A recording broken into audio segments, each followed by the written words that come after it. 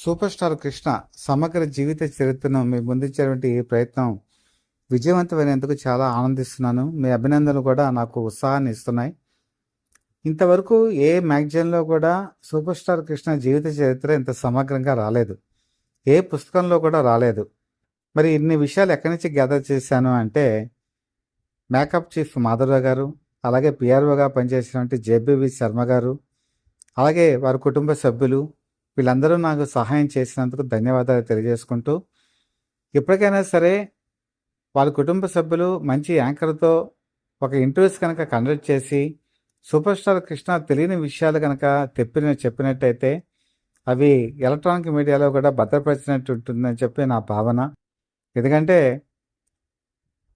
ఆదిశేషరావు గారు, ఆయనకు అన్ని విషయాలు తెలుసు. ఆయన కూడా ఈ ప్రయత్నం చేస్తే బాగుంటుందని నేను మరొకసారి ఆయనకి విజ్ఞప్తి చేస్తున్నాను. అలాగే సూపర్ స్టార్ కృష్ణ అభిమానులకి చాలా విషయాలు తెలుసు. వాళ్ళకి తెలియని విషయాలంటూ ఏమీ లేవు. కాకపోతే అలాంటి సీనియర్స్కి ఒక్కసారి పాత విషయాలను కనుక గుర్తుకు తీసుకొస్తే వారు కూడా ఆనందపడతారు అనే ఒక ఉద్దేశంతోనే నేను ఈ ప్రయత్నం చేస్తున్నాను. ఇది అందరికీ కూడా ఉపయోగపడుతుంది. ముఖ్యంగా యువతరానికి ఉపయోగపడుతుంది.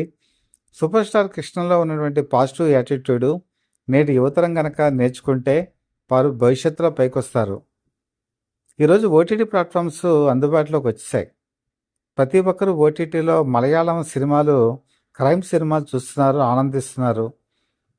ఈ సినిమాలు ఎంత గొప్పవో కదా అని చెప్పి అనుకుంటున్నారు. కానీ 1965, 70 ఈ ప్రాంతాల్లో ఓటీటీ ఏంటి, అసలు ఎలక్ట్రానిక్ మీడియానే లేదు. అలాంటి టైంలో సినిమా థియేటర్స్లో super star Krishna suspense movies, అపరాధ పరిశోధన చేసేటువంటి డిటెక్టివ్స్ను సాహిత్యం, ఇలాంటి స్టోరీస్ ఉన్నటువంటి సినిమాలు ఆ రోజు ఎంత ఆకట్టుకున్నాయో తెలియచెప్పేటువంటి ఈ ప్రయత్నం మీకు కొంతవరకైనా అర్థమయ్యేట్టుగా ఉంటుంది అనే ఉద్దేశంతో ఎగ్జాంపుల్స్తో సహా ఆ రోజు వాడబడే బ్రాండ్స్ సహా నేను చెప్పడం జరుగుతుంది. ఈ ప్రయత్నానికి మీ సహకారం చాలా అవసరం. సూపర్ స్టార్ కృష్ణ ఒక మార్పుని కోరుకుంటారు, మార్పుని తీసుకొచ్చారు. మార్పు ఎవరైతే తీసుకొస్తారో వాళ్ళే విజేతగా కింద కూడా నిలబడతారు. 1967 సంవత్సరంలో కైకొడత దైవం అని చెప్పేసి ఒక తమిళ సినిమా, శివాజీ గణేశన్, అందులో సావిత్రి మహానటి, ఆవిడ హీరోయిన్ కింద నటించారు. ఆ సినిమాని తెలుగులోకి మలపరాని కథ అని చెప్పి డోండి తీస్తున్నప్పుడు సూపర్ స్టార్ కృష్ణని హీరో కింద ఎంచుకున్నప్పుడు చాలామంది ఇండస్ట్రీలో చెప్పింది ఏంటంటే, శివాజీ గణేశన్ నటన చాలా గొప్పగా ఉంటుంది, ఇతను కొత్త నటుడు, అతను ఆ క్యారెక్టర్ చేయగలడా వద్దా అన్నటువంటి సందేహం వెలిపించినప్పుడు డోండి మాత్రం నమ్మకం ఉంచారు. సూపర్ స్టార్ కృష్ణ ఈ రోల్ని బాగా చేయగలడు అని నమ్మకం ఆయన అట్టే పెట్టుకున్నారు. అక్కడే ఆయన చేసింది ఏంటంటే, హీరోయిన్ కింద సావిత్రి గారినే వెళ్ళి అడగటం జరిగింది. కాబట్టి ఇలా బురిపాల నుంచి ఒక యువకుడు వచ్చాడు, గూడొచ్చారు నడపదారితో మంచి పేరు తెచ్చుకున్నాడు అంటే, నాకు తెలుసు, నేను కూడా చూశానని చెప్పి అన్నారు ఆవిడ. మీరు హీరోయిన్ కింద నటిస్తే బాగుంటుంది అని చెప్పేసి ఆఫర్ చేశారు. ఆఫర్ చేస్తే మహానటి సావిత్రి కించిత్ డైలమాలో పడ్డారు. కారణం ఏంటంటే, తనకంటే వయసులో చిన్నవాడు సూపర్ స్టార్ కృష్ణ. అప్పటికి తన అక్కినేని నాగేశ్వరరావు, ఎన్టీ రామారావు వాళ్ళతో కాంబినేషన్లో సినిమాలు చేస్తున్నారు. అప్పటికి ఆ జనరేషన్ కూడా వాళ్ళు కొత్త హీరోయిన్స్తో నటిస్తున్నారు. అప్పుడు ఆవిడ ఏమన్నారంటే, ఈ సినిమాలో మీరు కృష్ణకి బదులుగా అక్కినేని నాగేశ్వరరావు కానీ లేకపోతే ఎన్టీ రామారావు కానీ పెట్టుకుంటే బాగుంటుంది, నేను నటిస్తాను అని చెప్పి అన్నారు. కారణం ఏంటంటే, చిన్నవాడు కదా, నాకంటే వయసులో చిన్నవాడితో నటిస్తే ప్రేక్షకులు యాక్సెప్ట్ చేయకపోవచ్చు అని ఆవిడ సందేహం వెలిబుచ్చారు. ఎప్పుడైతే డోండి ఆవిడ అలాగన్నారో వెంటనే వాణిశ్రీని బుక్ చేసుకోవడం జరిగింది. వాణిశ్రీ అప్పటికి హీరోయిన్ కాదు, ఆవిడ చిన్న చిన్న వేషాలు మాత్రమే వేస్తున్నారు. సుఖదుఖాలు అనేటువంటి సినిమాలో మాత్రం ఒక మంచి వేషం వేశారు. చాలామంది ఇండస్ట్రీలో అనుకున్నది ఏంటంటే, చిలికత్త వేషాలు వేసేటువంటి వాణిశ్రీ ఈ సినిమాలో హీరోయిన్ ఏంటి, ఎక్కడో కొత్తగా వచ్చినటువంటి ఈ హీరో కృష్ణ శివాజీ గణేశన్ క్యారెక్టర్ చేయడం ఏంటి, ఈ సినిమా ఆడదు అని నిర్ణయించుకున్నారు. కానీ మరపురాని కథ ఎంత సూపర్ డూపర్ హిట్ అయిందో మీకు అందరికీ తెలిసిందే కదా. ఇక్కడ ఎందుకు పాయింట్ చెప్పాల్సి వచ్చిందంటే, చిలకమ్మ అనేటువంటి చిలక గోరింక అనేటువంటి సినిమా 1966లో రిలీజ్ అయింది ప్రత్యేకాత్మ డైరెక్షన్లో. ఈ చిలక గోరింకలో రెబల్ స్టార్ కృష్ణరాజు నటించారు.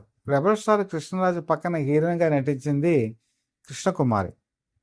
కృష్ణకుమారి రెబల్ స్టార్ కృష్ణరాజు కన్నా వయసులో 7 సంవత్సరాలు పెద్ద. ఈ సినిమాలో ప్రత్యేకాత్మ కృష్ణకుమార్ని బుక్ చేసుకున్నప్పుడు ఆవిడ ముందు వెనక ఆలోచించలా.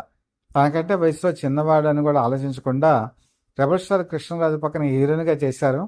ఆ సినిమా బాగా ఆడలేదు అనుకోండి, అది వేరే విషయం. కానీ ఆ జంట మాత్రం బాగుందనే పేరు మాత్రం వచ్చింది. అలాగే జమున ప్రజానటి.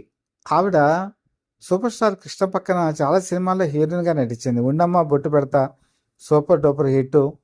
తర్వాత గౌరీ సినిమా, అదే సూపర్ డూపర్ హిట్. దీర్ఘ సుమంగళి, కురుక్షేత్రం, ఇలాంటి చాలా సినిమాల్లో ఆవిడ నటించారు. మష్రూమ్ మట్టి బొమ్మలే తర్వాత ప్రేమాభిషేక్ కింద తీశారు. ఈ విషయం కూడా అందరికీ తెలిసిందే. మరి వీళ్ళిద్దరూ ఏజ్ గ్యాప్ 7 సంవత్సరాలు ఉన్నా కూడా ఆవిడ ఎందుకు నటించారు?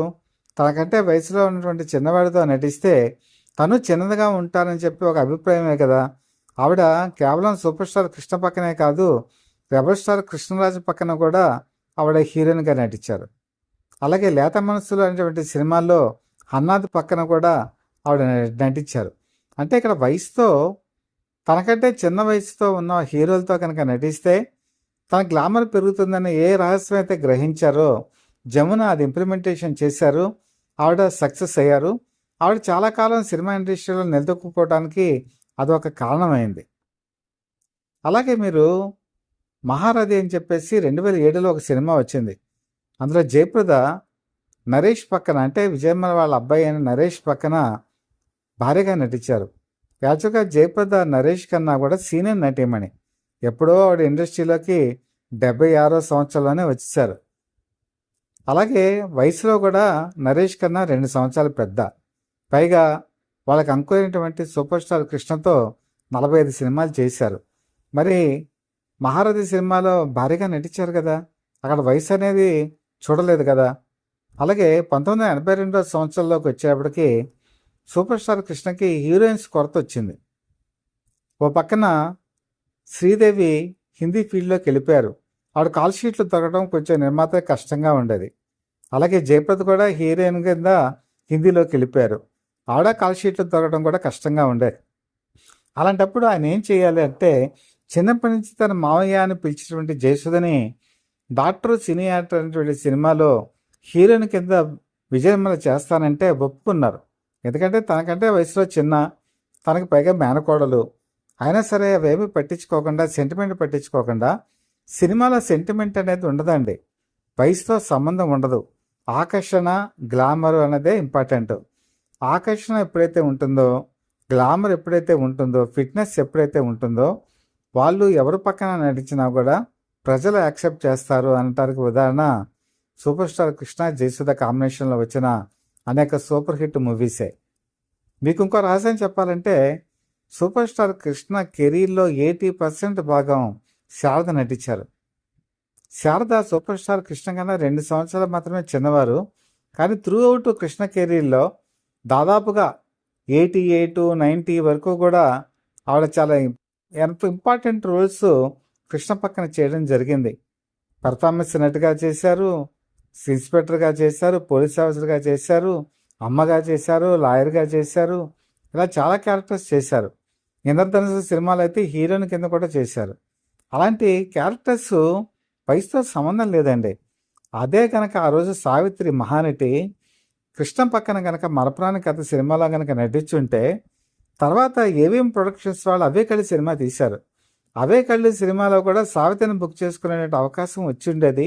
కనీసం అప్పట్లో ఇండస్ట్రీలో అనుకునేది ఏంటంటే, ఒక 10 సినిమాలైనా ఆడ కృష్ణ పక్కన హీరోయిన్గా నటించి ఉండేవాళ్ళు. ఆ అవకాశాన్ని కోల్పోయారేమో అని అనిపిస్తుంది. ఎప్పుడు వయసుతో సంబంధం లేదండి. మనం చెప్పినట్టు మనకి టాలెంట్ ముఖ్యం, ఆకర్షణ ముఖ్యం, ఫిట్నెస్ ముఖ్యం. ఇది ఉన్నప్పుడు వాళ్ళు సక్సెస్ పొందుతారు. సూపర్ స్టార్ కృష్ణ తనకంటే సీనియర్ నటీమణులతో నటించారు. అలాగే తనకంటే సమానమైన ఏజ్తో ఉన్న వాళ్ళతో నటించారు. తనకంటే బాగా చిన్నవాళ్ళతో నటించారు. ఇంకా చిన్నవాళ్ళు ఉన్నటువంటి వాళ్ళతో, ఆమెని లాంటి వాళ్ళతో కూడా ఆయన నటించారు. కారణం ఏంటంటే, ఆయనలో చెక్కు చెదరని గ్లామరు. ఆ గ్లామరే ఆయన్ని కాపాడింది. ఆ సినిమాలకి విజయానికి దోహదపడింది. ఆ దోహదంలో హీరోయిన్ కూడా ఎంతో కీలకమైనటువంటి పాత్ర వహించింది. యాక్చువల్‌గా మహానటి సావిత్రి సినిమాలో కూడా ఈ పాయింట్ ఎందుకో చెప్పలేదు. ఆవిడ 1972లో 'ప్రాప్తం' అనే సినిమా ఫెయిల్ అయిపోవడంతో మరీ అంత కష్టాలకు ఊబిలోకి వెళ్ళవలసిన అవసరం లేదు. అప్పటికి ఆవిడ గ్లామర్ బాగానే కాపాడుకుంటూ వచ్చారు. కానీ గ్లామర్‌ని పెంచుకునేటువంటి ప్రయత్నం ఆవిడ చేయలేకపోయారు. నిజంగా అలా పెంచుకునే ప్రయత్నం చేసి అప్పటికి కూడా హీరోయిన్ కింద కొన్ని వేషాలు కనుక యంగ్ ఏజ్‌లో ఉన్నటువంటి వాళ్ళ పక్కన గనక యేసుంటే ఆవిడ సక్సెస్ అయ్యేవాళ్ళు. అప్పటికి అన్నాది పక్కన వేయొచ్చు, కృష్ణ పక్కన వేయొచ్చు. ఎందుకంటే వాళ్ళ పక్కన ఆల్రెడీ జమున వేసున్నారు కాబట్టి. మరి ఆ ప్రయత్నం ఆ రోజు కనుక ఆవిడ చేసుంటే ఇంకొన్ని మంచి సినిమాల్లో నటించి ఉండేవారేమని చాలామంది అభిప్రాయపడతారు. మీ అభిప్రాయాలు కూడా నాకు తెలియచేయండి. నేను చెప్పింది నిజమేనా? అది కరెక్టేనా? అది ఎంతవరకు వాస్తవం ఉంది? మీ అభిప్రాయాలు కామెంట్స్ రూపంలో మాకు తెలియచేయండి. అలాగే కంటెంట్ కనుక మీకు నచ్చినట్టయితే లైక్ చేసి బెల్ ఐకాన్ ప్రెస్ చేసి సబ్స్క్రైబ్ చేసుకొని మీ బ్లెస్సింగ్స్ మా ఛానల్కి అందజేయవలసిందిగా మనస్ఫూర్తిగా కోరుకుంటూ మీ మిత్రుడు శ్రేయోభిలాషి such for the people live TV chief editor DVSS Krishnaprasad.